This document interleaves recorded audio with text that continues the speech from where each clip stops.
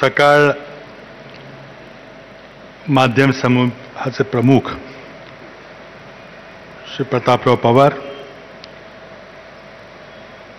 सन्मान्य श्री अभिजित पवार, डॉक्टर बालाजी तांबे, सन्माननीय राजन वेळुकर जी, या महिला सामाजिक सुरक्षा परिषदेच्या शुभारंभाच्या प्रसंगी उपस्थित सर्व सन्माननीय निमंत्रित आणि भगिनींनो आणि बंधूंनो, सकाळ माध्यम समूहातर्फे या अनेक सामाजिक कार्यक्रम जे राबवले जातात त्या मालिकेमध्ये आजचा मला वाटतं सर्वात महत्त्वाचा किंवा आज समाजाची सर्वात मोठी गरज असणारा कार्यक्रम आज या ठिकाणी आयोजित होतोय आणि त्याबद्दल मी सर्वप्रथम अभिजित पवार यांचं मनपूर्वक अभिनंदन करतो. एकतर सकाळ वृत्तपत्रानं ठीक आहे गेली 45 वर्ष राज्यात एक विशिष्ट वाचन संस्कृती निर्माण केलेली आहे. एक मोठं व्यासपीठ निर्माण केलेलं आहे आणि वृत्तपत्राच्या क्षेत्रामध्ये सकाळचं एक आगळं वेगळं स्थान आहे. आज साम मराठीच्या माध्यमातून हा एक आता माध्यम समूह झालेला आहे, परंतु सकाळची कार्यसंस्कृती, सकाळचा दर्जा, स्टँडर्ड हे निश्चितपणे या गेल्या दशकांच्या मध्ये एक आपला वेगळा ठसा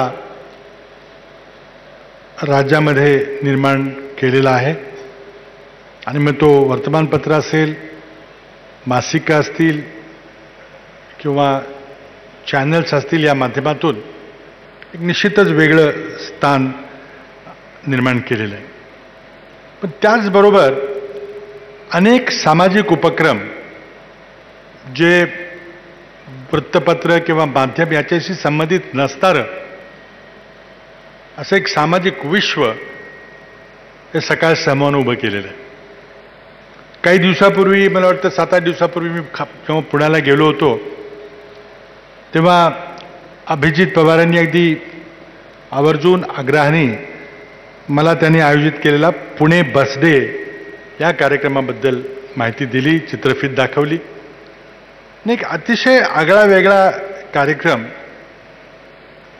तर सर्व समाजातल्या घटकांनी, सामान्य नागरिकांनी एकत्र येऊन जरा राबवला तर किती यशस्वीपणे राबवला जाऊ शकतो, किती उत्साहानं सामान्य जनांनी त्या कार्यक्रमामध्ये भाग घेतला हे पाहायला मिळालं.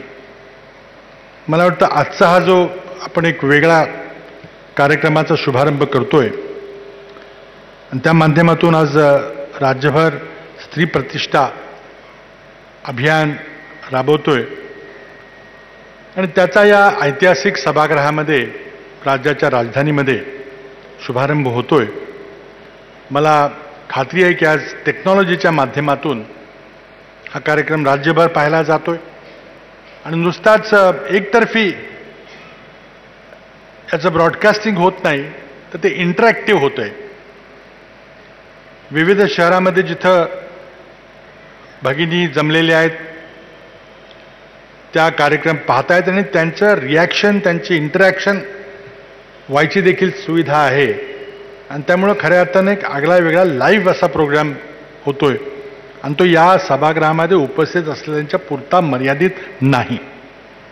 आणि उद्याच्या येणाऱ्या युगामध्ये कशा प्रकारचा आपण संपर्क साधू शकणार आहोत, एका ठिकाणी जरी कोणी व्यक्ती असेल तर इंटरॅक्टिव्हपणानं आपण राज्यभर कसं करता येईल याबद्दल सकाळनं टेक्नॉलॉजीच्या माध्यमातून, तंत्रज्ञानाच्या माध्यमामध्ये मला वाटतं कुणाच्याही मागं नाही अशा प्रकारची परिस्थिती निर्माण केलेली आहे आणि उत्कृष्ट तंत्रज्ञानाच्या साह्यानं या समूहाचं काम चाललेलं आहे.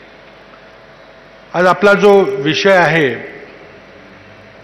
महिलांना प्रतिष्ठा निर्मून द्यायची, त्यांच्या महिलांच्या सुरक्षेच्या बद्दलचा जो गेल्या महिन्याभरामध्ये जो प्रश्न उपस्थित झालेला आहे दिल्लीच्या त्या निग्रहण घटनेनंतर, आणि त्याबद्दल सर्व समाजामध्ये एक खडबडून जाग आल्यासारखी परिस्थिती निर्माण झालेली आहे. आणि मला वाटतं एक संधी आहे की या संधीचा फायदा घेऊन आपण कायद्यामध्ये जे बदल करायचे आहेत, समाजातली जी मानसिकता बदलायचे जे प्रयत्न करायचे ते सगळे करणं आवश्यक आहे. आज त्याकरता वातावरण उपयुक्त आहे. आपण जर पाहिलं, अनादी कालापासून पाहिलं तर महिलांना, मातेला, स्त्रीला, मुलींना उंबऱ्याच्या आत एका दृष्टीने डांबून ठेवलं जायचं. उंबऱ्याच्या बाहेर पाऊल टाकणं देखील अवघड असायचं. आणि त्यामुळं कदाचित बाहेरचे काही अत्याचारासारख्या घटना वगैरे घडत नसाव्यात. घरात काय होतं त्याचं कोणालाच काय माहिती नाही. आज देखील घरात काय होतं, कशा प्रकारचा डोमेस्टिक व्हायलन्स आहे किंवा इतर गोष्टी ज्या आपल्यासमोर दिसत नाहीत, कोणी तक्रार करत नाही, त्यामुळे त्या नजरेआड राहतात, त्या घटना त्यावेळेलाही घडत असतील कदाचित. परंतु हे सगळंच काही आलबेल आहे, त्याप्रमाणे आपण इतकी वर्ष वागवलं. आणि स्त्रीची समाजामधली काय परिस्थिती होती, काय अवस्था होती, आपल्याला सर्वांना माहिती आहे. आज या 20व्या शतकामध्ये, 21व्या शतकामध्ये महिलांना खऱ्या अर्थानं स्वातंत्र्य मिळायला सुरुवात झालेली. अजून मिळाले असं मी बिलकुल म्हणणार नाही. आणि त्या माध्यमातून आज आपण कायदे केलेत. कायद्याने काही ठिकाणी आपण कायद्यामध्ये बदल करून एक प्रतिष्ठा निर्माण करून दिलेली आहे. काही ठिकाणी अर्थकारणामध्ये सहभागी होण्याकरता संधी मिळालेली आहे. शिक्षणाची किवाडं उघडी झाल्यामुळं सावित्रीबाई फुल्यांच्या पासून आपण जर इतिहास काढला तर आज अनेक भगिनींना साक्षरता तर जवळजवळ 70-75% महिला साक्षर झालेल्या आहेत. परंतु चांगल्या प्रकारचं शिक्षणामध्ये देखील त्यांचा वाढता वाटा आपल्याला दिसतोय.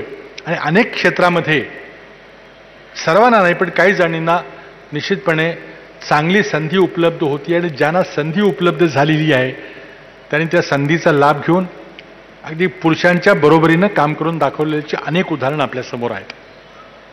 पण ही नुकतीच सुरुवात झालेली, आपल्याला आणखी फार पुढं जायचं. अर्थातच महिला घराच्या बाहेर पडायला लागल्या, समाजकारणामध्ये, राजकारणामध्ये भाग घ्यायला लागलेल्या आहेत. आपण घटना दुरुस्ती करून त्यांना आरक्षण करून दिलेलं आहे. आणि जेणेकरून जिल्हा परिषदा, महानगरपालिका, नगरपालिकेच्या मध्ये 50% महिलांना आपण कायदेशीर आरक्षण देऊन सहभागी करून घेतलेलं आहे. शिक्षणामुळं नोकऱ्यांची संधी, स्वतःचा उद्योग सुरू करण्याची संधी मिळायला लागलेली आहे. आणि हळूहळू करत आज महिलांची सक्षमता वाढायला लागलेली आहे.